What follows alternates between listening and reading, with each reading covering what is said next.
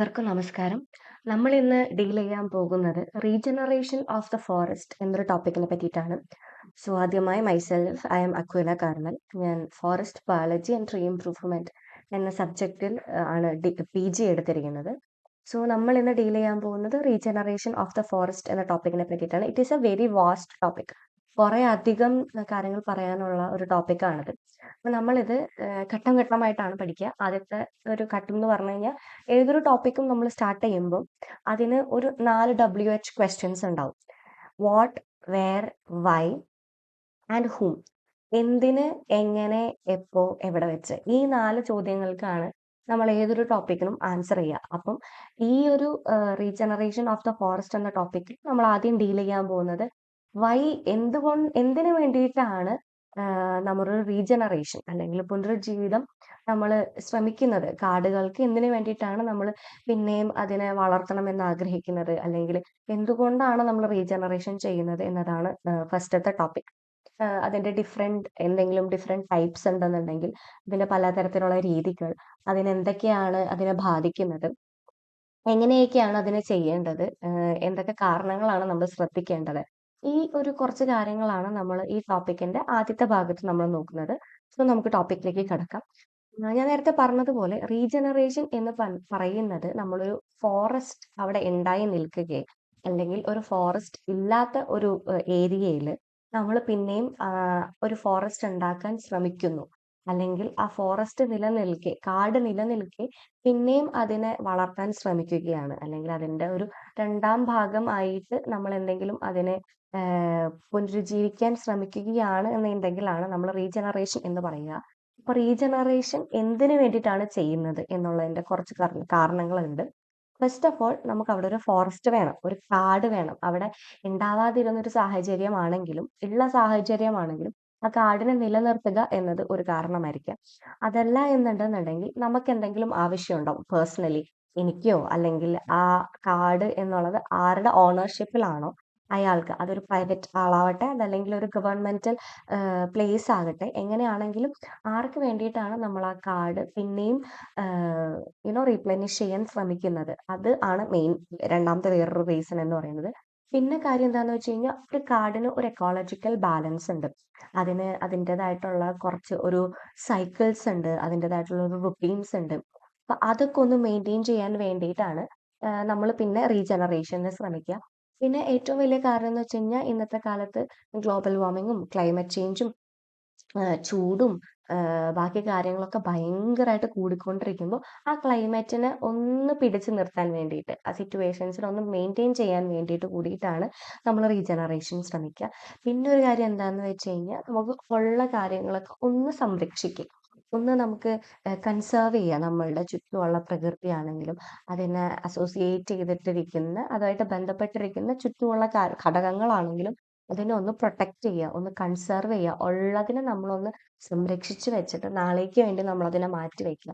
ഇത് ഒരു major reason ആണ്. പിന്നെ ഈ പറഞ്ഞതുപോലെ ഒരു കാട് അല്ലെങ്കിൽ അതിരിക്കുന്ന ഏരിയ അല്ലെങ്കിൽ അത് അസോസിയേറ്റഡ് ആയിട്ടുള്ള ചുറ്റുമുള്ള കാര്യങ്ങൾക്ക് കുറേയധികം അതിൻ്റെതായിട്ടുള്ള ഉത്തരവാദിത്വങ്ങൾ ഉണ്ടാവും, അല്ലെങ്കിൽ അതിൻ്റെതായിട്ടുള്ള കുറച്ച് ഫങ്ഷൻസ് ഉണ്ടാവും. അതൊന്നും മെയിൻറ്റെയിൻ ചെയ്യാൻ വേണ്ടി അപ്പൊ അവിടെ ശ്രദ്ധിക്കേണ്ട മേജർ ആയിട്ടുള്ള ഒരു ടേം ആണ് വിറ്റാലിറ്റി എന്ന് പറയുന്നത്. ആ കാർഡിന്റെ വിറ്റാലിറ്റി മെയിൻറ്റെയിൻ ചെയ്യുക, അല്ലെങ്കിൽ ആ പ്ലേസിന്റെ വിറ്റാലിറ്റി നമ്മൾ മെയിൻറ്റെയിൻ ചെയ്യുക. അതിന്റെ ഫങ്ഷനാലിറ്റി നമ്മളൊന്ന് ഉറപ്പുവരുത്തുക. ഒരിക്കലും ഒരു നശിച്ചു പോയൊരു പ്രദേശത്ത് നിന്ന് നമുക്ക് ഒന്നും പ്രയോജനകരമായിട്ട് നമുക്ക് ലഭിക്കണ്ടാവില്ല. അപ്പൊ അതിന്റെ ഫങ്ഷനാലിറ്റി ഒന്ന് മെയിൻറ്റെയിൻ ചെയ്യുക എന്നുള്ളതാണ് വേറൊരു ഇമ്പോർട്ടന്റ് കാര്യം. പിന്നെ വരുന്ന ഒരു കാര്യമാണ് അതിന്റെ ആരോഗ്യം, അതിന്റെ ഹെൽത്ത് നമ്മൾ എങ്ങനെ മെയിൻറ്റെയിൻ ചെയ്യുന്നു എന്നുള്ളത്. അപ്പൊ ഒരു നല്ല കാർഡ് എന്ന് പറയുമ്പോൾ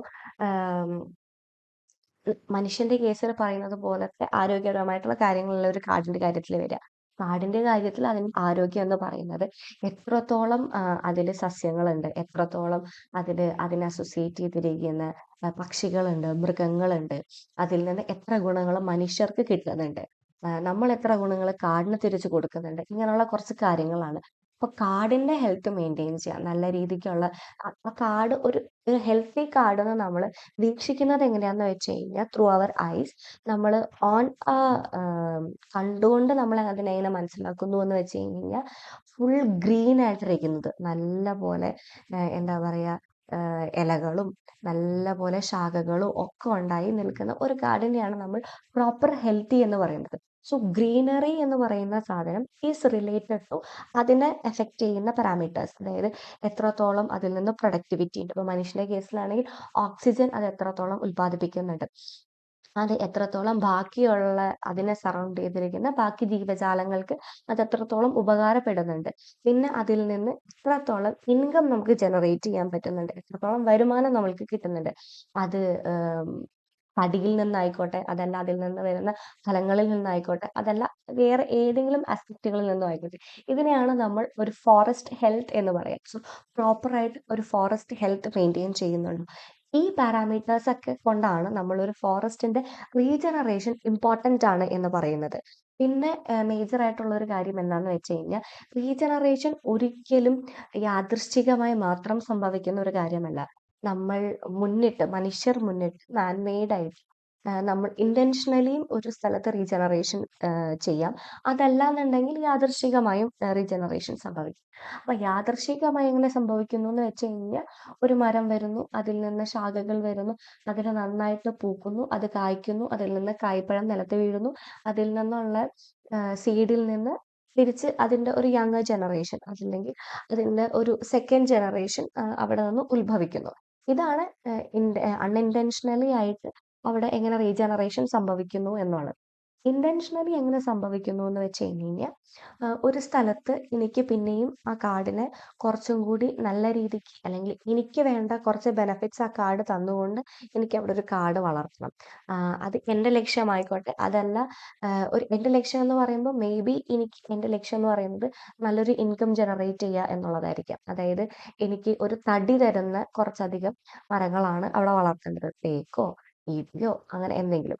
അതല്ല എനിക്ക് വേറെ എന്തെങ്കിലും ആണ് ലക്ഷ്യം, എനിക്ക് കുറച്ച് ഫയർവുഡ്സ് ആണ് ലക്ഷ്യം എന്നുണ്ടെങ്കിൽ കുറച്ച് ഫയർവുഡ്സ് തരുന്ന മരങ്ങൾ.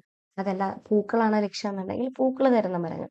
മെഡിസിനൽ ആണ് ലക്ഷ്യം എന്നുണ്ടെന്നുണ്ടെങ്കിൽ മെഡിസിനലി നൽകുന്നത്. അതല്ല ആ ഒരു പ്രദേശത്തെ സംരക്ഷിക്കണം, കുറച്ചും കൂടി നല്ല ഡിഫറെൻറ്റ് വെറൈറ്റീസ് ഓഫ് മരങ്ങളൊക്കെ ഉള്ള, പലതരത്തിലുള്ള മരങ്ങളൊക്കെയുള്ള നല്ലൊരു കാട്, ഒരു നാച്ചുറൽ ഫോറസ്റ്റ് ആയിട്ട് എനിക്കത് റീജനറേറ്റ് ചെയ്യണം എന്നുണ്ടെന്നുണ്ടെങ്കിൽ പല പല സ്പീഷീസുകൾ, പല പല തരത്തിലുള്ള മരങ്ങൾ നമ്മളവിടെ റീജനറേറ്റ് ചെയ്യാം. അങ്ങനെയാണ് ഇന്റൻഷനലി ആൻഡ് അൺഇൻറ്റൻഷനലി നമ്മൾ കാട് റീജനറേറ്റ് ചെയ്യണം. ഇതൊക്കെയാണ് main reasons why we are going for a regeneration. So റീജനറേഷന്റെ കേസിൽ വരുമ്പോൾ അത് ഒരിക്കലും നമ്മൾ എന്താ പറയാ, ഒരു കാടിനെ വീണ്ടും വളർത്തുക എന്നതിലുപരി അവിടെ നമ്മൾ ജീവൻ കൂടുതലായിട്ട് കൊടുക്കുക എന്നുള്ളതാണ് അതിന്റെ അർത്ഥം വരിക. We are making the place lively. So ഒരു റിന്യൂവൽ ഓഫ് ദ ഏരിയ ആണ്, ഒരു റിന്യൂവൽ ഓഫ് ദ ഫോറസ്റ്റ് ആണ്. അതല്ലാന്നുണ്ടെങ്കിൽ ഫോറസ്റ്റ് ഇല്ലാത്ത ഒരിടത്ത് നമ്മൾ അതിനെ ഒരു റീപ്ലനിഷ് ചെയ്യുക, തിരിച്ച് അതിനെ കൊണ്ടുവരാൻ ശ്രമിക്കുക, കാടായിട്ട് മാറ്റാൻ ശ്രമിക്കുക എന്നതൊക്കെയാണ് അതിന്റെ ലക്ഷ്യം. സോ അതെപ്പോഴും ഒരു പുതിയതായിട്ടൊരു കാടിനെ ഉണ്ടാക്കുക, അല്ലാന്നുണ്ടെങ്കിൽ കാടിന്റെ ഒരു സെക്കൻഡ് ജനറേഷൻ അവിടെ ക്രിയേറ്റ് ചെയ്യുക എന്നത് മാത്രമല്ല, renewal and restoration of the forest എന്നതാണ് അതിനർത്ഥം. പിന്നെ വരുന്ന കാര്യമാണ്, നമ്മളൊരു റീജനറേഷൻ ശ്രമിക്കുമ്പോൾ എപ്പോഴും നമ്മൾ ഒരു മരത്തിന്റെ അല്ലെങ്കിൽ ഒരു കാടിന്റെ ചെറിയ വേർഷൻസ്, അതായത് അതിന്റെ സീഡ്ലിംഗ് ആയിട്ടുള്ള വേർഷൻസ് വെച്ചിട്ടാണ് നമ്മൾ റീജനറേഷന് ശ്രമിക്കുക. അപ്പോൾ റീജനറേഷനെ നമ്മൾ എപ്പോഴും പറയാ സെക്കൻഡറി സസഷൻ എന്നാണ്. അതായത് ദ്വിതീയ പിന്തുടർച്ച. ആ കാടിന്റെ പിന്തുടർച്ച എന്താണോ, സെക്കൻഡ് ആയിട്ട് വരുന്ന പിന്തുടർച്ചേനെയാണ് നമ്മൾ റീജനറേഷൻ എന്ന് പറയാ. പിന്നെ റീജനറേഷൻ നമ്മൾ എപ്പോഴും നടത്തുക ഒരു മരത്തിന് വേണ്ടിയിട്ടോ, അല്ലെങ്കിൽ ഒരു 5 മരത്തിന് വേണ്ടിയിട്ടോ, അല്ലെങ്കിൽ ഒരു ചെറിയ സ്ഥലത്തിന് വേണ്ടിയിട്ട് ആയിരിക്കില്ല. അതൊരു കമ്മ്യൂണിറ്റി ബേസ്ഡ് ആയിരിക്കും, അല്ലെങ്കിൽ ഒരു എക്കോളജിക്കൽ ബേസ്ഡ് ആയിരിക്കും. അതായത് പരിസ്ഥിതിയെയാണ് നമ്മൾ ഒരു ഒന്ന് ലെവലപ്പ് ചെയ്ത്, ഒന്ന് പുഷപ്പ് ചെയ്ത് അടുത്ത ഒരു ഘട്ടത്തിലേക്ക് നമുക്ക് കൊണ്ടുപോകുന്നത്. അപ്പോൾ എപ്പോഴും റീജനറേഷൻ എന്ന് പറയുന്നത് ഒരു സെക്കൻഡറി സസഷൻ ആണ്.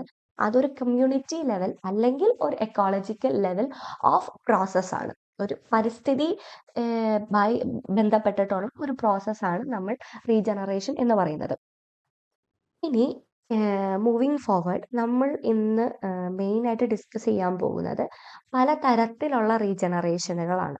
റീജനറേഷൻ്റെ എക്കോളജി, റീജനറേഷൻ എങ്ങനെയാണ് ഇരിക്കുന്നത്, അതിൻ്റെ ക്യാരക്ടറിസ്റ്റിക്സ് എങ്ങനെയാണ്, അതിനെ അഫക്റ്റ് ചെയ്യുന്ന, അതിനെ ബാധിക്കുന്ന വല്ല കാര്യങ്ങളുണ്ടോ എന്നൊക്കെയാണ് നമ്മളിപ്പം കാണാൻ പോകുന്നത്. അപ്പോൾ മേജർലി റീജനറേഷനെ നമുക്ക് മൂന്നായിട്ട് ഡിവൈഡ് ചെയ്യാൻ പറ്റും. ആദ്യത്തേത് നാച്ചുറൽ ആയിട്ട് സ്വാഭാവികമായി സംഭവിക്കുന്ന റീജനറേഷൻ. രണ്ടാമത്തത് ആർട്ടിഫിഷ്യൽ റീജനറേഷൻ, അതായത് അസ്വാഭാവികമായി സംഭവിക്കുന്ന റീജനറേഷൻ. മൂന്നാമത്തത് എന്ന് പറയുന്നത് ആർട്ടിഫിഷ്യൽ റീജനറേഷൻ സപ്ലൈഡ് വിത്ത് നാച്ചുറൽ റീജനറേഷൻ സപ്ലൈഡ് വിത്ത് ആർട്ടിഫിഷ്യൽ റീജനറേഷൻ. അതായത് നാച്ചുറലിയും ആർട്ടിഫിഷ്യലിയുമായിട്ടുള്ള ഘടകങ്ങളെ നമ്മൾ ബന്ധിപ്പിച്ച് ഒരുമിച്ച് കൊണ്ടുപോകുന്ന റീജനറേഷൻ. ഇതാണ് 3 ടൈപ്പ് ഓഫ് റീജനറേഷൻ എന്ന് പറയുന്നത്. ആദ്യത്തിലേക്ക് നമുക്ക് കടക്കാം. That is natural regeneration. Natural regeneration എന്ന് പറയുന്നത് ഞാൻ ആദ്യമേ പറഞ്ഞതുപോലെ ഒരു മരം ഉണ്ടാകുന്നു, ആ മരത്തിൽ നിന്ന് പൂക്കുന്നു, ആ മരം കായ്ക്കുന്നു, അതിൽ നിന്ന് കായ്കൾ താഴെ വീഴുന്നു, അതിൽ നിന്ന് അതിൻ്റെ സീഡിൽ നിന്ന് ഒരു സീഡ്ലിംഗ് ആ പ്രദേശത്ത് തന്നെ എവിടെയാണോ ആ മരം നിൽക്കുന്നത്, എവിടെയാണോ അതിൻ്റെ കായ്കൾ വീഴുന്നത്, ആ വീഴുന്ന ഒരു ഭാഗത്ത് അല്ലെങ്കിൽ അതിൻ്റെ ഒരു സറൗണ്ടിങ്സിൽ അതിന് റീജനറേഷൻ സംഭവിക്കുന്നു. അതിനെയാണ് നമ്മൾ നാച്ചുറൽ റീജനറേഷൻ എന്ന് പറയുക. നാച്ചുറൽ റീജനറേഷൻ എന്ന് പറയുമ്പോൾ ഒരു മരത്തിൻ്റെ ചോട്ടിൽ തന്നെയല്ല ആ സീഡ്ലിങ്സ് എപ്പോഴും ഉണ്ടാവുക. ആ സീഡ് എത്രത്തോളം ദൂരത്തിലാണോ വീഴുന്നത് ആ ഒരു ഭാഗത്താണ് എപ്പോഴും റീജനറേഷൻ സംഭവിക്കുക.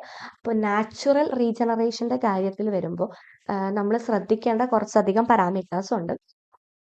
ഈ പറഞ്ഞതുപോലെ നാച്ചുറൽ ആയിട്ട് സംഭവിക്കുന്ന ഒരു റീജനറേഷൻ ആണ്. ഇതിന്റെ മെയിൻ അഫക്റ്റിംഗ് ഫാക്ടർ എന്ന് പറയുന്നത് അതിലുണ്ടാവുന്ന കായാണ്, സീഡാണ്.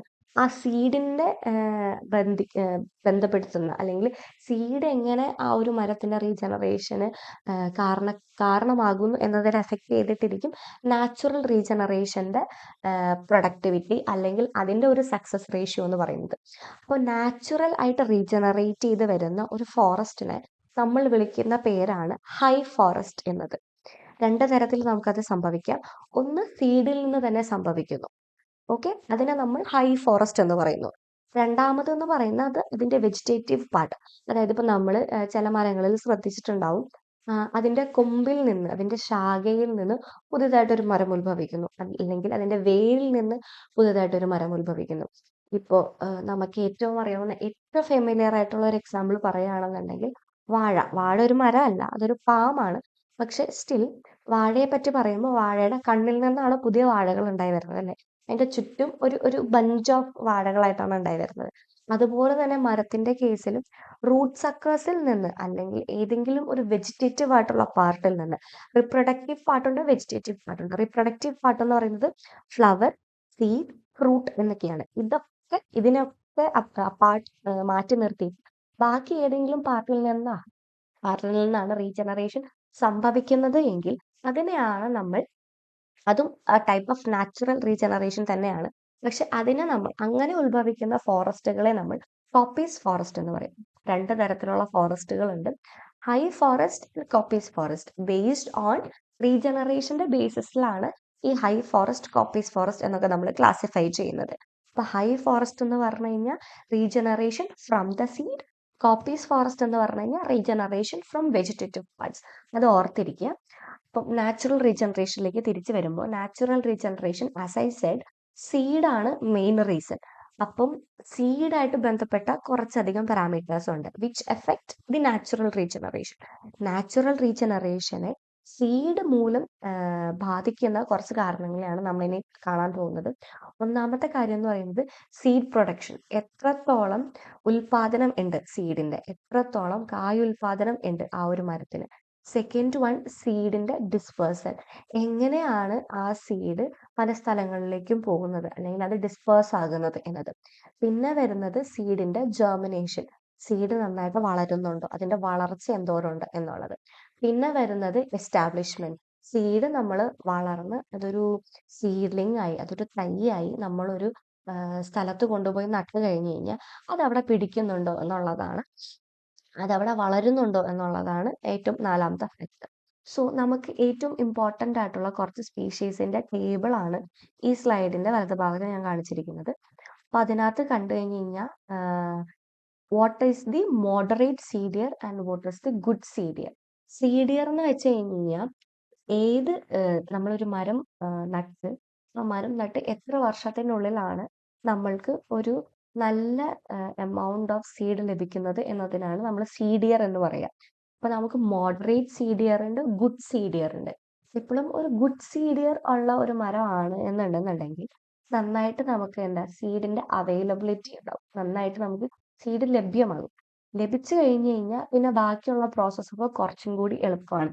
പിന്നെ അതിനെ കുറച്ച് ട്രീറ്റ്മെന്റ് ഒക്കെ കൊടുത്ത് വളർത്തിയെടുക്കുക എന്നതാണ് അതിന്റെ കാര്യം എന്ന് പറയുന്നത്. അപ്പൊ നന്നായിട്ടുള്ള സീഡ്സ് അവൈലബിൾ ആകുമ്പോൾ നമുക്ക് പിന്നെ അതിൽ നിന്ന് സീഡ് കളക്ട് ചെയ്ത് സീഡിനെ നമുക്ക് പാകി അതിന് നല്ല രീതിക്കുള്ള വളങ്ങളും വെള്ളവും അല്ലെങ്കിൽ അതിന് എന്തൊക്കെയാണ് വേണ്ടത് എന്നുള്ള കാര്യങ്ങളൊക്കെ കൊടുത്തു കഴിഞ്ഞാൽ വളർത്തിയെടുക്കാനുള്ള ചാൻസ് നമുക്ക് കൂടുതലാണ്. അപ്പൊ ഈ ടേബിളിൽ കാണിച്ചിരിക്കുന്നത് ഏത് സ്പീഷീസിനാണ് മോഡറേറ്റ് സീഡിയർ, ഏത് സ്പീഷീസിനാണ് നല്ല സീഡിയർ എന്നുള്ളതാണ്. അപ്പൊ അതിനകത്ത് നമുക്ക് കാണാൻ പറ്റും ഏബിസ് പിൻട്രോ എന്ന് പറയുന്ന മരത്തിനാണ് ഏറ്റവും ഹയസ്റ്റ് മോഡറേറ്റ് സീഡിയറും ഏറ്റവും ഗുഡ് സീഡിയറും ഉള്ളത്. അതൊന്ന് ജസ്റ്റ് നോട്ട് ചെയ്ത് വെക്കുക. നിങ്ങൾക്ക് ഏതെങ്കിലും എക്സാമ്പിൾസ് ഒക്കെ പറയുവാണെന്നുണ്ടെങ്കിൽ യൂസ് ചെയ്യാൻ പറ്റും. അതുപോലെ തന്നെ ഏറ്റവും കുറവ് സീഡിയർ വരുന്നത് ഷോറിയ റോബസ്റ്റ എന്ന് പറയുന്ന മരത്തിനാണ് എന്നുള്ളതും ജസ്റ്റ് ഒന്ന് ഓർത്ത് വെക്കുക. ഈ സയന്റിഫിക് നെയിം ഓർത്ത് വെക്കുക എന്നുള്ളത് കുറച്ച് ഇമ്പോർട്ടൻ്റ് ആണ്. കാരണം ഒരു മരത്തിനെ തന്നെ നമ്മൾ പല പേരുകളിലാണ് പല സ്ഥലത്ത് പറയാം. അപ്പം സയന്റിഫിക്കലി നമ്മൾ ടെർമിനോളജീസ് ഉപയോഗിക്കുകയാണെന്നുണ്ടെങ്കിൽ അതിന് ഒരു സ്റ്റാൻഡേർഡ് ഓഫ് റൈറ്റിംഗ് ഉണ്ടാവും. അതുകൊണ്ടാണ് ഞാൻ സയന്റിഫിക് നെയിം കൊടുത്തിരിക്കുന്നത്. സോ ഈ ഒരു എക്സാമ്പിൾ വെച്ചിട്ടാണ് നമ്മൾ എന്തുകൊണ്ടാണ് സീഡ് ഒരു മേജർ ആയിട്ടുള്ള ഒരു ഘടകമാകുന്നത് റീജനറേഷന് വേണ്ടി എന്നാണ് നമ്മൾ ഇനി എക്സ്പ്ലെയിൻ ചെയ്യാൻ പോകുന്നത്. അപ്പം ഞാൻ നേരത്തെ പറഞ്ഞതുപോലെ നാച്ചുറൽ റീജനറേഷനെ അഫക്റ്റ് ചെയ്യുന്ന ഏറ്റവും ഇമ്പോർട്ടൻ്റ് ആയിട്ടുള്ള ഒരു ഘടകമാണ് സീഡ് എന്ന് പറയുന്നത്. ആ സീഡിൽ 4 തരത്തിലുള്ള പാരാമീറ്റേഴ്സ് ഉണ്ട്. ഒന്നെന്ന് പറയുന്നത് seed production, seed dispersal, seed germination and seed establishment. ഇതിനെയൊക്കെ ബാധിക്കുന്ന കുറേ അധികം പാരാമീറ്റേഴ്സ് ഉണ്ട്. ഇത് നമ്മൾ വരുന്ന സ്ലൈഡുകളിൽ വിൽ ബി ഡിസ്കസിങ് ഇറ്റ്. അടുത്തത് പറയുകയാണെന്നുണ്ടെന്നുണ്ടെങ്കിൽ വാട്ട് ഇസ് സീഡ് പ്രൊഡക്ഷൻ എന്ന് പറയുന്നത്. സീഡ് പ്രൊഡക്ഷൻ എന്ന് വെച്ച് കഴിഞ്ഞാൽ amount of seed producing from A tree. എത്രത്തോളം കായ്കളാണ് ഒരു മരത്തിൽ നിന്ന് ഉണ്ടാകുന്നത് എന്നതിനെയാണ് നമ്മൾ സീഡ് പ്രൊഡക്ഷൻ എന്ന് പറയുന്നത്. ഈ സീഡ് പ്രൊഡക്ഷനെ ബാധിക്കുന്ന കുറേ അധികം പാരാമീറ്റേഴ്സ് ഉണ്ട്. അതുപോലെ തന്നെ സീഡ് പ്രൊഡക്ഷനിൽ വരുന്ന ഏറ്റവും ഇമ്പോർട്ടൻറ്റ് ടെർമിനോളജി ആണ് സീഡ് ഇയർ എന്ന് പറയുന്നത്, ഞാൻ നേരത്തെ പറഞ്ഞ കാര്യം. അപ്പോൾ ഈ സീഡ് പ്രൊഡക്ഷനെ ബാധിക്കുന്ന ഇമ്പോർട്ടൻ്റ് ആയിട്ടുള്ള പാരാമീറ്റേഴ്സ് എന്ന് വെച്ച് കഴിഞ്ഞാൽ ആദ്യത്തെ കാര്യം എന്ന് പറയുന്നത് നമ്മൾ ഒരിക്കലും ഒരു മെച്യൂരിറ്റി വരാത്ത അല്ലെങ്കിൽ പൂർണ്ണ വളർച്ച എത്താത്ത ഒരു മരത്തിൽ നിന്ന് സീഡ് കളക്ട് ചെയ്യാൻ പാടില്ല. ഓക്കെ, സീഡ് നമ്മൾ ഒരിക്കലും മെച്യൂർ അല്ലാത്ത അല്ലെങ്കിൽ ഒരു ഫുൾ വളർച്ച എത്താത്ത മരത്തിൽ നിന്ന് കളക്ട് ചെയ്യാൻ പാടില്ല. ദാറ്റ് ഈസ് ദി ഏറ്റവും ഇമ്പോർട്ടൻ്റ് ആയിട്ടുള്ള ഒരു കാര്യം.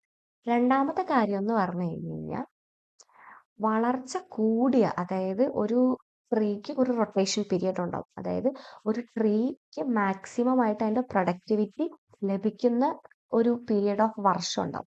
ആ വർഷത്തിന് ശേഷം വളരുന്ന മരത്തിൽ നിന്ന്, ഒരു വയസ്സായിട്ടുള്ള ഒരു മരത്തിൽ നിന്ന് നമ്മൾ ഒരിക്കലും സീഡ് കളക്ട് ചെയ്യാൻ പാടില്ല. ഏജ്ഡ് ട്രീ അല്ലെങ്കിൽ ഓവർ മെച്യൂർ ട്രീയിൽ നിന്നും നമ്മൾ ഒരിക്കലും കളക്ട് ചെയ്യാൻ പാടില്ല. അപ്രോപ്രിയേറ്റ് ടൈം എപ്പോഴാണെന്ന് വെച്ച് കഴിഞ്ഞാൽ മിഡിൽ ഏജ്ഡ് ട്രീ, അതായത് ഒരു വളർച്ച പൂർണ്ണമായി, റീപ്രൊഡക്റ്റീവ് വളർച്ച പൂർണ്ണമായി എന്ന് കഴിയുമ്പോൾ ആണ് നമ്മൾ എപ്പോഴും സീഡ് കളക്ട് ചെയ്യേണ്ടത്. രണ്ടാമത്തെ കാര്യം എന്ന് പറഞ്ഞു കഴിഞ്ഞാൽ മരം വളർന്നു കഴിയുമ്പോൾ അതിൻ്റെ ക്രൗൺ പോർഷൻ, അതായത് നമ്മൾ ഈ പച്ചപ്പ് എന്ന് പറയുന്ന ഭാഗം, അത് വൈഡ് ആയിരിക്കണം എന്നാണ് പറയുന്നത്.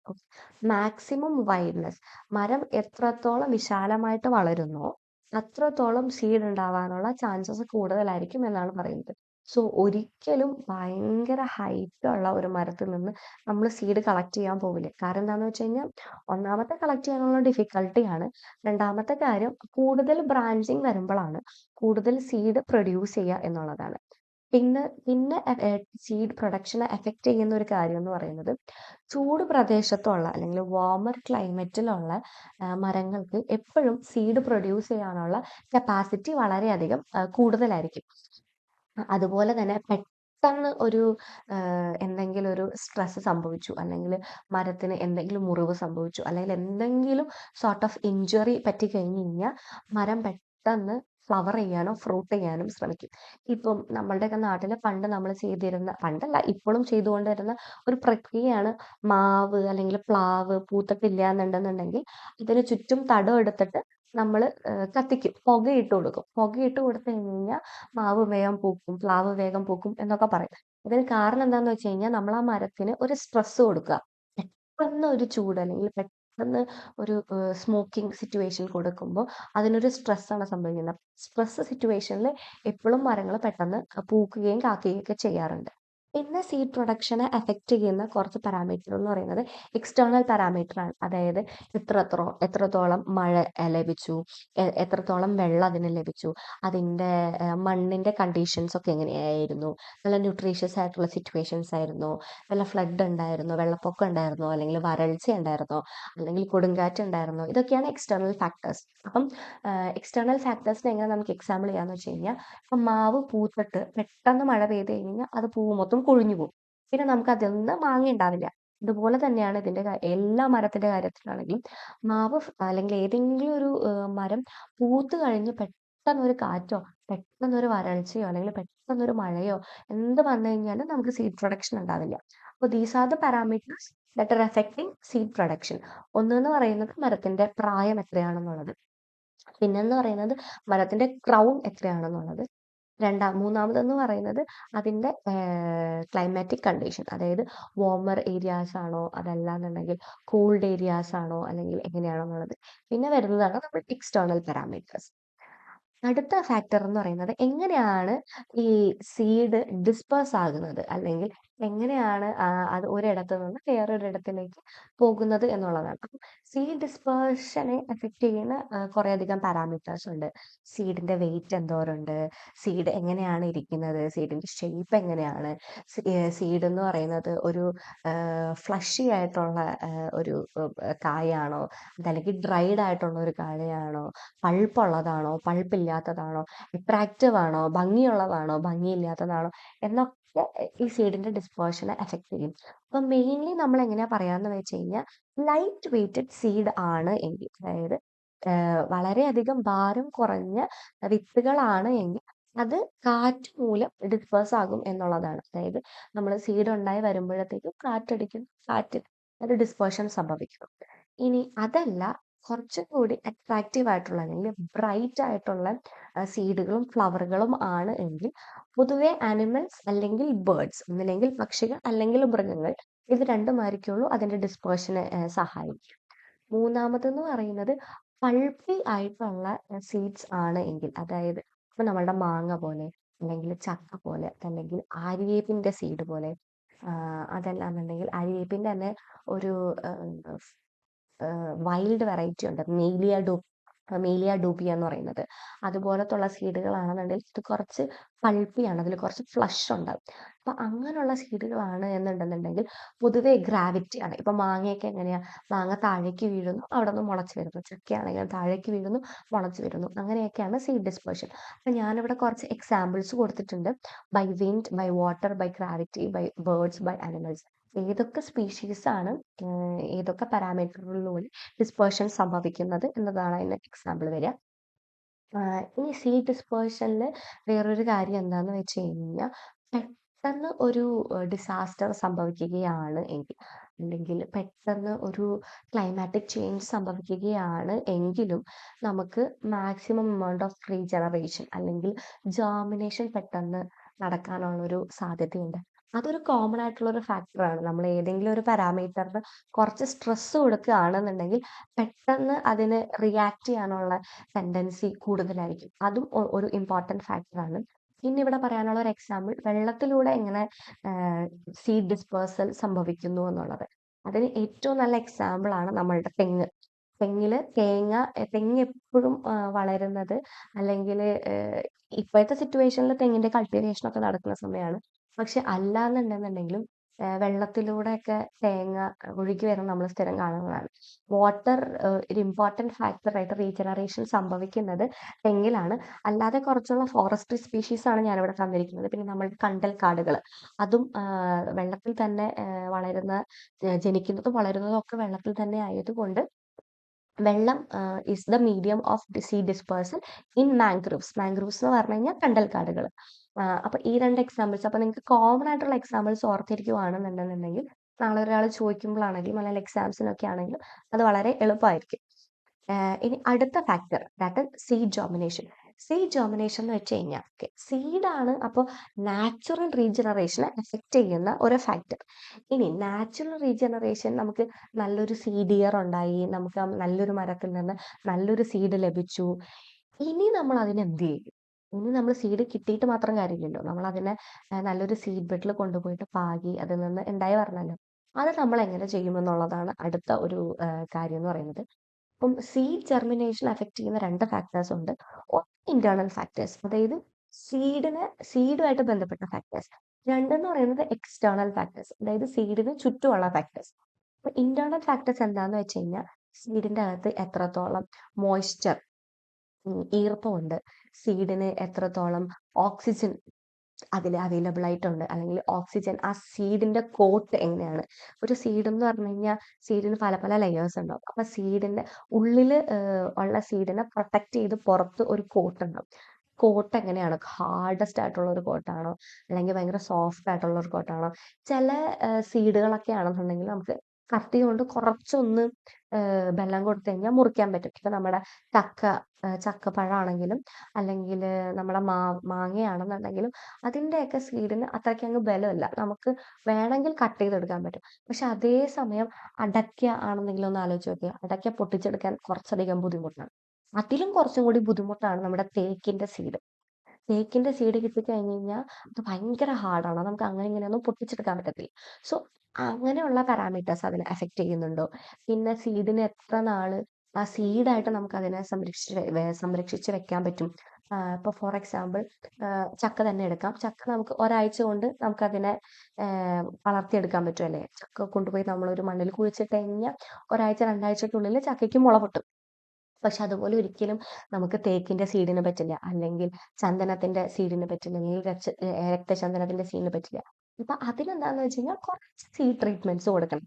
ഒന്നില്ലെങ്കിൽ നമ്മൾ ഹൈഡ്രോക്ലോറിക് ആസിഡ് അല്ലെങ്കിൽ H2SO4 സൾഫ്യൂരിക് ആസിഡ് ഒക്കെ വെച്ചിട്ട് ഒന്ന് സ്റ്റിർ ചെയ്യുക, എന്നിട്ട് പാകി കഴിഞ്ഞ് കഴിഞ്ഞാലാണ് വളർത്തും. സീഡ് ട്രീറ്റ്മെന്റ് എന്ന് പറയുന്നത് വേറൊരു വിഭാഗമാണ്. ഇതിപ്പോ എക്സ്പ്ലെയിൻ ചെയ്യാൻ നിൽക്കുവാണെന്നുണ്ടെങ്കിൽ അതിൽ ഇഷ്ടംപോലെ പാരാമീറ്റേഴ്സ് പറയാനുണ്ടാവും. കമ്മിങ് സ്ലൈഡ്സിൽ ഞാൻ, അല്ലെങ്കിൽ കമ്മിങ് ക്ലാസ്സസിൽ I be explaining that also as a separate topic. So seed ജെർമിനേഷനിൽ ഞാൻ പറഞ്ഞതുപോലെ ഇന്റേണൽ ഫാക്ടേഴ്സ് ഇതൊക്കെയാണ്. അതിൽ എത്രത്തോളം ഈർപ്പമുണ്ട്, അതിന് ഓക്സിജൻ അതിലേക്ക് പെർമിയബിൾ ആവോ, അതായത് സീഡ് കോട്ട് സ്ട്രോങ് ആണോ അല്ലയോ, പിന്നെ അത് നമുക്ക് എത്ര നാൾ അതിന്റെ വിറ്റാലിറ്റി അല്ലെങ്കിൽ അതിന്റെ വയബിലിറ്റി, സീഡ് എത്ര നാള് ഒന്ന് ഫ്രഷ് ആയിട്ട് ഇരിക്കും എന്നുള്ളത്. പിന്നെ അതിന്റെ ജെർമിനേഷൻ കപ്പാസിറ്റി. ജെർമിനേഷൻ കപ്പാസിറ്റി എന്ന് പറഞ്ഞു കഴിഞ്ഞാൽ നമ്മളൊരു 100 സീഡ് എടുത്തു, 100 സീഡ് നമ്മൾ കൊണ്ടുപോയി പാകി, അതിൽ നിന്ന് എത്ര സീഡ്ലിംഗ് ആയിട്ട് ജെർമിനേറ്റ് ചെയ്തു, അല്ലെങ്കിൽ അതിന് എത്ര സീഡിന് മുള പൊട്ടി എന്നതാണ് ജെർമിനേഷൻ കപ്പാസിറ്റി എന്ന് പറയുക. ഈ രണ്ട് ടെർമിനോളജീസും ഇമ്പോർട്ടൻ്റ് ആണ്, germination capacity and germination energy. അതിന്റെ ഡെഫിനിഷൻസ് ആണ് ഇവിടെ പറയുന്നത്. ജെർമിനേഷൻ കപ്പാസിറ്റി എന്ന് പറഞ്ഞാൽ നേരത്തെ പറഞ്ഞാൽ നമ്മൾ 100 സീഡ് കളക്ട് ചെയ്തു, 100 സീഡ് നമ്മൾ സീഡ് ബെഡിൽ കൊണ്ടുപോയി പാകി, 100 സീഡിൽ നിന്ന് എത്ര സീഡിനും മുള പൊട്ടി. ഓക്കെ, ആ പെർസെൻറ്റേജിനെയാണ് നമ്മൾ സീഡ് കപ്പാസിറ്റി എന്ന് പറയുന്നത്. ഓക്കെ, ഇനി മുള പൊട്ടിയ സീഡുകൾ ഉണ്ടല്ലോ, മുള പൊട്ടിയ സീഡുകൾ നമ്മൾ കൊണ്ടുപോയി നമ്മളുടെ ഫീൽഡിൽ നട്ടു. മുള പൊട്ടി അതൊരു നല്ലൊരു സീഡ്ലിംഗ് ആയി, ഒരു പ്ലാന്റ് ആയിട്ട് അത് റേസ് ആയി. മുള പൊട്ടിയ സീഡ്ലിങ്ങളിൽ നിന്ന് എത്ര എണ്ണം ഒരു പ്രോപ്പർ ആയിട്ടുള്ള ഒരു പ്ലാന്റ് ആയിട്ട് മാറി എന്നതിനെയാണ് നമ്മൾ പ്ലാന്റ് പെർസെൻറ്റേജ് എന്ന് പറയുന്നത്. ഇത് രണ്ടും പെർസെൻറ്റേജിലായിരിക്കും റെപ്രസെന്റ് ചെയ്യുക. ജെർമിനേഷൻ എനർജി എന്ന് പറയുന്നത് നമ്മളൊരു 100 സീഡ്ലിങ്സ് നമ്മൾ കൊണ്ടുപോയി പാകി, പല പല ദിവസങ്ങളിലായിട്ടായിരിക്കും അതിന് ജെർമിനേഷൻ സംഭവിക്കുക. ചില സീഡ്ലിങ്സ് 2 ദിവസം കൊണ്ടും, ചില സീഡ്ലിങ്സ് 10 ദിവസം കൊണ്ടും, 15 ദിവസം കൊണ്ടും, 20 ദിവസം കൊണ്ടും മുള പൊട്ടുന്നുണ്ടാവും. മുള പൊട്ടുന്ന ദിവസങ്ങളിൽ ഏത് ദിവസത്തിലാണ് ഏറ്റവും കൂടുതൽ മുള പൊട്ടിയത്? മനസ്സിലായോ? ഏത് ദിവസത്തിലാണ് ഏറ്റവും കൂടുതൽ ജെർമിനേഷൻ സംഭവിച്ചത്, അതാണ് അതിന്റെ ജെർമിനേഷൻ എനർജി എന്ന് പറയുന്നത്. സോ ഞാനിവിടെ ഹോംസിന്റെയും ബാഗ്ബിന്റെയും എക്സ്പ്ലനേഷൻ തന്നിട്ടുണ്ട്. എങ്ങനെയാണ് നമ്മൾ സീഡ് ജെർമിനേഷനെ ഡിഫൈൻ ചെയ്യാന്നുള്ളത്. അതൊന്ന് നോട്ട് ചെയ്ത് വെക്കുക. മെയിൻ ഐഡിയ എന്ന് പറഞ്ഞത് എങ്ങനെയാണെന്നുണ്ടെന്നുണ്ടെങ്കിൽ, ജെർമിനേഷൻ സംഭവിക്കുമ്പോൾ ഏറ്റവും മാക്സിമം ജെർമിനേഷൻ സംഭവിച്ച ദിവസം എന്നാണോ, അതാണ് അതിന്റെ ആ ഒരു റേറ്റിനെയാണ് നമ്മൾ ജെർമിനേഷൻ എനർജി എന്ന് പറയുന്നത്. ഇനി ഇവിടെ ഞാൻ കുറച്ച് എക്സാമ്പിൾസ് ആണ് തന്നിരിക്കുന്നത്. ഡിഫറെന്റ് സ്പീഷീസ്, അതിന്റെ ജെർമിനേഷൻ കപ്പാസിറ്റി, അപ്പോൾ അതിന്റെ ജെർമിനേഷൻ പെർസെൻറ്റേജ്, പ്ലാന്റ് പെർസെൻറ്റേജ്. അപ്പോൾ മാക്സിമം ജെർമിനേഷൻ കപ്പാസിറ്റി, അതായത് നമ്മൾ എങ്ങനെയൊക്കെ ആ സീഡ് കൊണ്ടിട്ടാലും, ചുമ്മാ വലിച്ചിട്ടാലും സീഡിൽ നിന്ന് മുളപൊട്ടി സീഡ്ലിങ്സ് ഉണ്ടാകുമോ, അങ്ങനെയാണെന്നുണ്ടെങ്കിൽ നമുക്ക് ഏറ്റവും നല്ല ഉപകാരപ്രദമാണ് അല്ലേ. നമുക്കപ്പോൾ പ്രത്യേകിച്ച് എഫേർട്ട് ഒന്നും എടുക്കേണ്ട ആവശ്യമില്ല. പെട്ടെന്ന് നമുക്ക് സീഡ്ലിംഗ് കിട്ടും. അതിന്റെ സക്സസ് റേറ്റ് ഒക്കെ നമുക്ക് അധികമായിരിക്കും. അങ്ങനെയുള്ള ഒരു സ്പീഷീസ് ആണ് ഡാൽബർജിയ സിസോ എന്ന് പറയുന്നത്. അതിൽ നമ്മൾ 100 സീഡ്ലിങ്സ് കൊണ്ടിട്ട് കഴിഞ്ഞാൽ 90 എണ്ണത്തിൽ നിന്നും എന്ത് സംഭവിക്കും? മുള പൊട്ടും. അതാണ് അതിന്റെ അർത്ഥം. സോ ഡാൽബർജിയ സിസോയ്ക്ക് 90% ഓഫ് ജെർമിനേഷൻ കപ്പാസിറ്റിയും 78% ഓഫ് പ്ലാന്റ് പെർസെന്റും ഉണ്ട്. ജസ്റ്റ് ഒന്ന് ഓർത്ത് വെക്കുക, ഏതിനാണ് ലോവസ്റ്റ് പെർസെൻറ്റേജ്, ഏതിനാണ് ഹയസ്റ്റ് പെർസെൻറ്റേജ്. സോ നമ്മൾ എപ്പോഴും ഒരു സ്പീഷീസ് എടുക്കുമ്പോൾ ഹയസ്റ്റ് ജെർമിനേഷൻ കപ്പാസിറ്റി അല്ലെങ്കിൽ ജെർമിനേഷൻ പെർസെൻറ്റേജ് ഉള്ള സ്പീഷീസ് എടുക്കുന്നതാണ് എപ്പോഴും നല്ലത്. ഇനി നേരത്തെ പറഞ്ഞതുപോലെ ഇതാണ് അതിന്റെ internal factors. Moving forward to the external factors. External ഫാക്ടേഴ്സിൽ ഏറ്റവും ഇമ്പോർട്ടൻ്റ് ആയിട്ട് വരുന്നത് ക്ലൈമാറ്റിക് ഫാക്ടേഴ്സ് ആണ്. ഓക്കെ, അതിന് ചുറ്റുമുള്ള സിറ്റുവേഷൻസ് എങ്ങനെയാണ്, അതായത് ഈർപ്പം അടങ്ങിയിരിക്കുന്ന ഒരു സിറ്റുവേഷൻ ആണോ, മഴക്കാലമാണോ, വേനൽക്കാലമാണോ, അതല്ലെങ്കിൽ ടെമ്പറേച്ചർ അധികമാണോ, ടെമ്പറേച്ചർ കുറവാണോ, ഒരു ഭയങ്കര വിന്റർ കണ്ടീഷൻസ് ആണോ, നമ്മൾ എങ്ങനെയാണ് അതിന്റെ സീഡ് ബെഡ് പ്രിപ്പയർ ചെയ്യുന്നത്, നന്നായിട്ട് ഡ്രൈനേജ് ഉണ്ടോ, വെള്ളം ഊർന്നു പോകാനുള്ള അവസ്ഥയുണ്ടോ, അല്ലെങ്കിൽ വെള്ളം കെട്ടിക്കിടക്കുമോ, അതല്ലാന്നുണ്ടെങ്കിൽ അതിന് വെളിച്ചം നല്ല രീതിക്ക് കിട്ടുന്നുണ്ടോ. നമുക്ക് ഒരിക്കലും ഒരു സീഡ് കളക്ട് ചെയ്തിട്ട് ഒരു ഷെയ്ഡി ഏരിയയിൽ അല്ലെങ്കിൽ ഒരു റൂമിന്റെ അകത്ത് കൊണ്ടുപോയി സീഡിനെ നമുക്ക് വളർത്തിയെടുക്കാൻ പറ്റില്ല. ഒരു അപ്രോപ്രിയേറ്റ് എമൗണ്ട് ഓഫ്, അല്ലെങ്കിൽ ഒരു നല്ല രീതിക്ക് അറ്റ്ലീസ്റ്റ് ഒരു മോർണിംഗ് സൺലൈറ്റ് കിട്ടുന്ന രീതിക്കുള്ള ഏരിയാസിലാണ് നമ്മൾ എപ്പോഴും നഴ്സറീസ് ഒക്കെ വളർത്തിയെടുക്കുക. പിന്നെ അതുപോലെ സീഡ് ബെഡിന്റെ കേസിൽ വരികയാണെന്നുണ്ടെങ്കിൽ ഒരിക്കലും നമ്മൾ കളിമണ്ണിൽ കൊണ്ടുപോയിട്ട് സീഡ്സ് നടില്ല. കാരണം കളിമണ്ണിൽ സീഡ്സ് നട്ട് കഴിഞ്ഞ് കഴിഞ്ഞാൽ വെള്ളം ഭയങ്കരമായിട്ട്, ഈർപ്പം ഭയങ്കരമായിട്ട് കൂടി നിൽക്കും. സീഡ്സ് ഒക്കെ ചീത്തയായി പോകാനുള്ള സാധ്യത വളരെയധികം കൂടുതലാണ്. നമ്മളതിനെ മലയാളത്തിൽ പറയുമ്പോൾ സീഡ്സ് പുളിച്ചു പോവുക എന്ന് പറയും. ഇംഗ്ലീഷിൽ നമ്മൾ അതിനെ പറയുമ്പോൾ seeds will be over ripened എന്ന് പറയും. സോ അങ്ങനെ ഒരു സിറ്റുവേഷനും ഇതിൽ വരും. അപ്പൊ ഈ പാരാമീറ്റേഴ്സ് ആണ് external factors that are affecting seed germination. So seed germination എന്ന് പറയുന്നത് നാച്ചുറൽ റീജനറേഷന്റെ തേർഡ് പാരാമീറ്റർ ആണ്. ഇനി the last parameter, that is establishment. എസ്റ്റാബ്ലിഷ്മെന്റിന്റെ ഡെഫിനേഷൻ ഇസ് റിയലി ഇമ്പോർട്ടൻറ്റ്. ഞാനിവിടെ ഹൈലൈറ്റ് ചെയ്തിരിക്കുന്ന, യെല്ലോ കൊണ്ട് ഹൈലൈറ്റ് ചെയ്തിരിക്കുന്നതാണ് അതിന്റെ മോസ്റ്റ് ഇമ്പോർട്ടൻറ്റ് പോർഷൻ. അതായത് നമ്മളൊരു സീഡ് വളർത്തി, സീഡ് നമ്മൾ പാകി സീഡ് ബെഡിലിട്ട് അത് വളർന്നു കഴിഞ്ഞ് അതിന് എപ്പോഴാണോ എൻ്റെ ഒരു സഹായം വേണ്ടാതെ വരിക, അതായത് അതിന് വെള്ളം നമ്മൾ അധികമായിട്ട് ഒഴിച്ചു കൊടുക്കേണ്ടി വരില്ല, അല്ലെങ്കിൽ അതിന് നമ്മൾ പ്രൊട്ടക്ഷൻ കൊടുക്കേണ്ട ഒരു സിറ്റുവേഷൻ വരില്ല, അല്ലെങ്കിൽ നമ്മൾ അതിന് എന്ത് തരത്തിലുള്ള ഒരു സഹായം മനുഷ്യനിൽ നിന്ന് എപ്പോഴാണോ ഒരു സീഡ്ലിങ്ങിന് ആവശ്യമല്ലാണ്ട് വരിക, ആ ഒരു പീരീഡിനെയാണ് നമ്മൾ എസ്റ്റാബ്ലിഷ്മെന്റ് എന്ന് പറയുന്നത്. Establishment is defined as the development of a new crop. ഒരു പുതിയ ക്രോപ്പ് ഉത്ഭവിക്കുകയാണ്. Naturally or assisted. നാച്ചുറലി സംഭവിക്കാം, അല്ലെങ്കിൽ നമ്മളുടെ സഹായത്തോടെ തന്നെ സംഭവിക്കാം. To a stage when young regeneration, natural or artificial, is considered for safe from normal adverse influences. അതായത് അതിന്റെ ചുറ്റും നിന്ന്, അതിന്റെ സമൂഹത്തിൽ നിന്ന് അതിന് എത്രത്തിലുള്ള ഒരു ഹാർഷ് സിറ്റുവേഷൻ കൊണ്ടാലും it will be grown in to a successful plant. അതാണ് എസ്റ്റാബ്ലിഷ്മെന്റിന്റെ അർത്ഥം. എസ്റ്റാബ്ലിഷ്മെന്റിനെ ഇതുപോലെ എഫക്ട് ചെയ്യുന്ന കുറച്ചധികം പാരാമീറ്റേഴ്സ് ആണ്. മേജർ ഫാക്ടർ എന്ന് പറയുന്നത് സോയിലാണ്. സോയിൽ എങ്ങനെ ഇരിക്കുന്നു. ഈ പറഞ്ഞ പോലെ ക്ലേ സോയിൽ ആവാൻ പാടില്ല. അതുപോലെ തന്നെ ഭയങ്കര ലൂസായിട്ടുള്ള സാൻഡി സോയിലും ആവാൻ പാടില്ല. നല്ല രീതിക്ക് നല്ലൊരു കോമ്പാക്റ്റ് ആയിട്ടുള്ള ഒരു സോയിൽ കണ്ടീഷൻസ് ആയിരിക്കണം. നല്ലതുപോലെ റൂട്ട് ഡെവലപ്മെന്റ് സംഭവിച്ചിരിക്കണം. നല്ല രീതിക്ക് വെളിച്ചം ഉണ്ടായിട്ടിരിക്കണം. ക്ലൈമറ്റ് കണ്ടീഷൻ അധികമായിട്ടുള്ള മഴയോ അധികമായിട്ടുള്ള വേനലോ ഒന്നും തന്നെ അതിനുണ്ടാവാൻ പാടില്ല. പിന്നെ എന്താ പറയാ, ഗ്രേസിങ് ബ്രൗസിങ്, നമ്മുടെ പശുവോ അല്ലെങ്കിൽ ആടോ അതുപോലെയുള്ള മൃഗങ്ങൾ വന്നിട്ട് അതിനെ ഭക്ഷിക്കാൻ പാടില്ല. നല്ല രീതിക്കുള്ള ഇറിഗേഷൻ സംഭവിച്ചിട്ടുണ്ടാവണം. ഇറിഗേഷൻ മാത്രമല്ല, ഇറിഗേഷന്റെ കേസിൽ നല്ല രീതിക്കുള്ള വെള്ളം കിട്ടുക വേണം. നല്ല രീതിക്ക് വെള്ളം അതിൽ നിന്ന് ഊർന്നു പോകാനുള്ള സിറ്റുവേഷൻസ് ഉണ്ടായിരിക്കണം. അപ്പം drainage and irrigation are one of the important factors. അതൊന്ന് ഓർത്തിരിക്കുക. പിന്നെ സീഡ് എസ്റ്റാബ്ലിഷ്മെന്റിന്റെ കേസിൽ മേജറായിട്ട് നമ്മൾ കണ്ടുവരുന്ന ഒരു ഇമ്പോർട്ടൻറ്റ് പ്രോബ്ലം ആണ് dying back of the seedling എന്ന് പറയുന്നത്. Dying backs of the seedling എന്ന് പറഞ്ഞു കഴിഞ്ഞാൽ സീഡ് നമ്മൾ പാകും, സീഡിൽ നിന്ന് മുള പൊട്ടും, മുള പൊട്ടി അത് കുറച്ചൊന്ന് വളർന്നു വരും. പക്ഷെ പെട്ടെന്ന് ഒരു ദിവസം അതിന്റെ തല ചെരിഞ്ഞിട്ടുണ്ടാവും, അത് വീണ് പോയിട്ടുണ്ടാവും, അതിന്റെ തണ്ട് വീണ് പോയിട്ടുണ്ടാവും. തലേ ദിവസം വരെ ചിലപ്പോൾ ഒരു പ്രശ്നം ഉണ്ടായിട്ടുണ്ടാവില്ല. പെട്ടെന്നൊരു ദിവസം അതങ്ങ് മറിഞ്ഞു വീഴും. അപ്പോൾ അതിനെന്താണ് കാരണം എന്ന് വെച്ച് കഴിഞ്ഞാൽ, dying back of the seedling എന്ന് പറയുന്നത് ആക്ച്വലി ഒരു സിംറ്റം ആണ്. അതായത് ആ സീഡ്ലിങ്ങിന് എന്തോ ഒരു പ്രശ്നമുണ്ട്, അതിന് എന്തോ ഒരു അസുഖമുണ്ട് എന്ന് കാണിക്കുന്ന ഒരു ഇൻഡിക്കേറ്റർ ആണ് die back of the seedling എന്ന് പറയുന്നത്.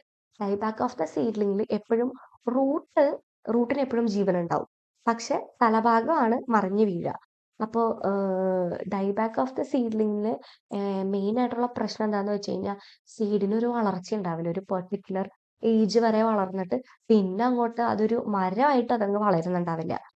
പിന്നെന്താ വേറെ പ്രശ്നം എന്ന് വെച്ച് കഴിഞ്ഞാൽ, നമ്മൾ സീഡ് പാകുന്നു, സീഡ് പിന്നെയും മരിച്ചു പോകുന്നു, പിന്നെ സീഡ് വരുന്നു, പിന്നെ അതിന് ഡെത്ത് സംഭവിക്കുന്നു. അപ്പോൾ അത് ഇങ്ങനെ ഒരു ലോങ് പ്രോസസ് ആയിരിക്കുള്ളൂ. സക്സസ് റേറ്റ്സ് ഒക്കെ ഭയങ്കര കുറവായിരിക്കും. അപ്പൊ അതൊരു ഇമ്പോർട്ടൻറ്റ് പാരാമീറ്റർ ആണ് ഡൈ ബാക്ക് ഓഫ് ദ സീഡ്ലിംഗിൽ വരുമ്പോൾ. അപ്പൊ അത് നമ്മൾ ഒന്ന് ശ്രദ്ധിക്കേണ്ടതാണ്. പിന്നെ ഈ ഡൈബാക്ക് മെയിൻ ആയിട്ട് സംഭവിക്കുന്ന ഒരു മരമാണ് സാല് എന്ന് പറയുന്നത്. അപ്പം സാലില് നമ്മൾ മേജർ ആയിട്ട്, അതായത് അതിന് നല്ല ജെർമിനേഷൻ പെർസെൻറ്റേജ് ഉണ്ട്. വലിയ രീതിക്കുള്ള പ്രശ്നങ്ങളൊന്നുമില്ല. നല്ല ട്രീറ്റ്മെന്റ് കൊടുത്തു കഴിഞ്ഞാൽ സംഭവിക്കും. ജെർമിനേഷൻ സംഭവിച്ചു കഴിഞ്ഞ് കഴിഞ്ഞാൽ പിന്നെ അത് വളരില്ല. ജെർമിനേഷൻ സംഭവിക്കുന്നു, അത് ഒരു സീഡ്ലിംഗ് സ്റ്റേജ് ആവുന്നു, പിന്നെ അതിന് ഡൈബാക്ക് സംഭവിക്കുന്നു.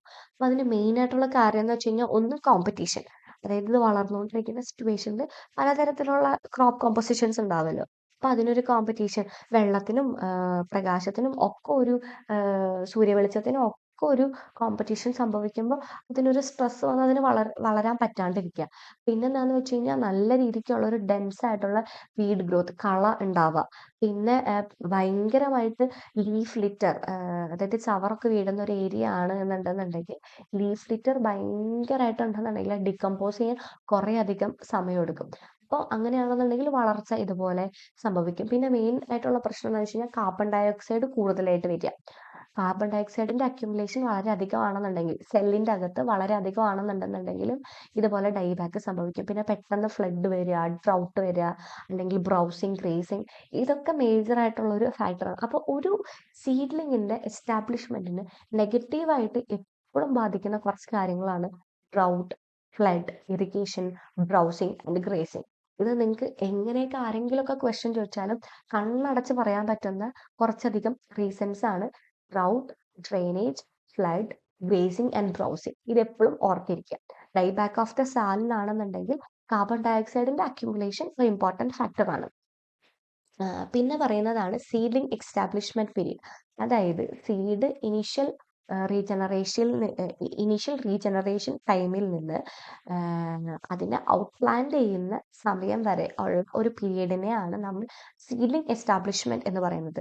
Seedling establishment is defined as the period that elapses between initial of natural regeneration and the time when it is considered safe from adverse environmental issues. അതായത് ചുറ്റുമുള്ള പരിസ്ഥിതി സാഹചര്യങ്ങളിൽ നിന്ന് അതിന് എപ്പോഴാണോ സക്സസ്ഫുൾ ആയിട്ട് വളരാൻ പറ്റുക, നമ്മൾ അതിനെ പ്ലാൻ ചെയ്യുന്ന സമയത്ത് നിന്നും അത് എപ്പോഴാണോ ഇൻഡിപെൻഡന്റ് ആകുക, ഈ രണ്ട് സമയത്തിന്റെ ഇടയിലുള്ള പീരീഡിനെയാണ് നമ്മൾ സീഡ്ലിംഗ് എസ്റ്റാബ്ലിഷ്മെന്റ് പീരീഡ് എന്ന് പറയാം. അപ്പോൾ സീഡ്ലിംഗ് എസ്റ്റാബ്ലിഷ്മെന്റ് പീരീഡിനെ ബാധിക്കുന്ന കുറച്ചധികം കാര്യങ്ങളാണ് സീഡ് സപ്ലൈ, എത്രത്തോളം ജോമിനേഷൻ ഉണ്ട്, നല്ല good amount of viable seeds ആണോ, അല്ലെങ്കിൽ ആ സീഡിന് ഡോർമൻസി ഉണ്ടോ, അല്ലെങ്കിൽ എത്രയൊക്കെ നമ്മൾ കൾച്ചറൽ ആക്ടിവിറ്റീസ് അതിന് കൊടുക്കണം, നമ്മൾ എത്രത്തോളം വീഡിങ് ചെയ്യണം, പിന്നെ എങ്ങനെയാണ് അതിൻ്റെതായിട്ടുള്ള സോയിൽ കമ്പോസിഷൻസ് എങ്ങനെയാണ് വരിക. അപ്പം ഇങ്ങനെയുള്ള കുറേയധികം പാരാമീറ്റേഴ്സ് എപ്പോഴും ഒരു നല്ല നാച്ചുറൽ റീജനറേഷനെ ഇൻവോൾവ് ചെയ്യുന്നതാണ്, അല്ലെങ്കിൽ അതിനെ ബാധിക്കുന്നതാണ്. ഇനി ഇത്രയും പ്രശ്നങ്ങൾ നമുക്ക് എങ്ങനെ സോൾവ് ചെയ്യാം? ഇതൊക്കെ നമ്മൾ പ്രശ്നങ്ങളാണല്ലോ പറഞ്ഞത്. ഇതൊക്കെയാണ് ഫാക്ടേഴ്സ്, ഇതൊക്കെയാണ് അതിന്റെ ടൈപ്സ്, ഇനി ഇതൊക്കെയാണ് അതിന്റെ എഫക്ട് ചെയ്യുന്ന കാര്യങ്ങൾ. ഇതിനുള്ള സൊല്യൂഷൻ എന്താണ്? അതാണ് നമ്മുടെ അടുത്ത ടോപ്പിക് ആവുക. ഇത്രയും എന്തൊക്കെ പ്രശ്നങ്ങൾ നമ്മുടെ എസ്റ്റാബ്ലിഷ്മെന്റ് അല്ലെങ്കിൽ റീജനറേഷനിൽ ഉണ്ടെങ്കിലും അതിൽ മെയിനായിട്ട് നമുക്ക് കാണാനുള്ള ഒരു സൊല്യൂഷനാണ് എസ്റ്റാബ്ലിഷ്മെന്റ് യൂസിങ് സിൽവികൾച്ചർ സിസ്റ്റം. പലതരത്തിലുള്ള സിൽവികൾച്ചർ സിസ്റ്റംസ് വെച്ചിട്ട് നമ്മൾ അതിനെ എസ്റ്റാബ്ലിഷ് ചെയ്യുക അക്കോർഡിംഗ് ടു ദ ഇക്കോളജി. അതിന്റെ പരിസ്ഥിതി അനുസരിച്ചിട്ട് പലതരത്തിലുള്ള സിൽവികൾച്ചർ സിസ്റ്റം വെച്ചിട്ട് നമ്മൾ അതിനെ എസ്റ്റാബ്ലിഷ് ചെയ്യുക എന്നുള്ളതാണ് അതിനുള്ള ഒരു സൊല്യൂഷൻ. സോ ഞാനിവിടെ എക്കോളജിയുടെ ഡെഫിനിഷൻ കൊടുത്തിട്ടുണ്ട്. എക്കോളജി എന്ന് പറഞ്ഞു കഴിഞ്ഞാൽ ഒരു പ്ലാന്റ് അല്ലെങ്കിൽ ഒരു അനിമലിന്റെ പഠനം ബേസ്ഡ് ഓൺ അതിന്റെ പരിസ്ഥിതിയായിട്ട് ബന്ധപ്പെട്ട് എങ്ങനെയാണ് ഒരു പ്ലാന്റ് എങ്ങനെയാണ് ഇരിക്കുക, ഒരു അനിമൽ എങ്ങനെയാണ് ഇരിക്കുക എന്നുള്ളതാണ് എക്കോളജി. അപ്പോൾ അതിനൊരു എക്സാമ്പിൾ പറയുകയാണെന്നുണ്ടെങ്കിൽ, ഒരു റിവറൈൻ ഏരിയ ആണെന്നുണ്ടെങ്കിൽ അവിടെ ആദ്യമായിട്ട് ഉണ്ടാകുന്ന മരം എന്ന് പറയുന്നത് ഹയർ ആൻഡ് സിസോ ആയിരിക്കും. സോ നമുക്ക് അതൊരിക്കലും ഒരു ഹൈ കനോപ്പി അല്ലെങ്കിൽ ഒരു ഡെൻസ് ഫോറസ്റ്റ് ഉള്ള ഏരിയയിൽ നാച്ചുറൽ ആയിട്ട് കയർ അല്ലെങ്കിൽ സിസോ ഉണ്ടാകും എന്ന് പറയാൻ പറ്റില്ല. അതുപോലെ തന്നെ sal and chir actually freely establishing nature. ഒരു ഓപ്പൺ എൻവയോൺമെന്റ് ആണെന്നുണ്ടെന്നുണ്ടെങ്കിൽ സംഭവിക്കുന്ന ഒരു സിറ്റുവേഷൻ ആണ്. അതൊരിക്കലും അതിന്റെ ഒരു പ്യുവർ ഫോമിൽ അതിന് റീജനറേഷൻ പ്രശ്നമാവാൻ പാടില്ല. ഇതൊക്കെയാണ് നമ്മളൊരു എക്കോളജിയുടെ എക്സാമ്പിൾ ആയിട്ട് പറയാം. അപ്പൊ നമ്മൾ ജസ്റ്റ് ഒരു എക്സാമ്പിൾ പറഞ്ഞതാണ്. റിവറൈൻ സിറ്റുവേഷൻ ആണെന്നുണ്ടെങ്കിൽ അവിടെ സ്വാഭാവികമായിട്ട് വളർന്നു വരുന്ന കുറച്ച് ചെടികളുണ്ടാവും. ആ ചെടികൾ ഒരിക്കലും കൊണ്ടുപോയിട്ട് നമുക്കൊരു നാച്ചുറൽ ഫോറസ്റ്റിൽ വളരണം എന്ന് പറയാൻ പറ്റില്ല. സോ ഇതാണ് ഇന്നത്തെ class. I believe that I covered every portions of natural regeneration. ഇനി മൂവിങ് ക്ലാസ്സസിൽ we will be discussing on silviculture aspect. പിന്നെ അതിന്റെ ആർട്ടിഫിഷ്യൽ റീജനറേഷന്റെ ജസ്റ്റ് ഒരു ഇൻട്രോ. ആർട്ടിഫിഷ്യൽ റീജനറേഷനിലാണ് ഞാൻ നേരത്തെ പറഞ്ഞതുപോലെ സീഡ് ട്രീറ്റ്മെന്റ് കാര്യങ്ങളൊക്കെ വരിക. അപ്പോൾ എന്തെങ്കിലും ഡൗട്ടുകൾ ഉണ്ടെന്നുണ്ടെങ്കിൽ കുറച്ച് ചോദിക്കാം. I will be giving my notes in this video. അപ്പോൾ നിങ്ങൾക്ക് അതും റെഫർ ചെയ്യാവുന്നതാണ്. Thank you.